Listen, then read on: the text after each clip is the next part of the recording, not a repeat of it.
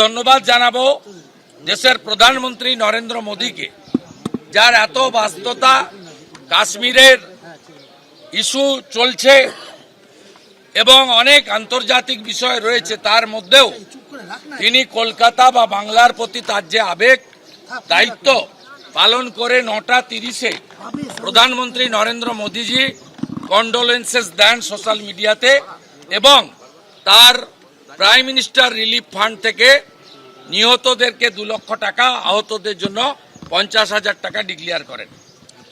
যথারীতি আমাদের মুখ্যমন্ত্রী ঘুমাচ্ছিলেন, তিনি তার কোনো পোস্ট আপনি পাবেন না বিফোর প্রাইম মিনিস্টার। তার সরকারের কোনো কম্পেনসেশন, কোনো কন্ট্রোল রুম নাম্বার, মৃতদের আইডেন্টিটি ডিক্লেয়ার করা, যারা আহত হয়েছেন কোথায় আছেন, হোয়াটস অ্যাবাউট, কোনোটাই ডার্কে রাখা হয়।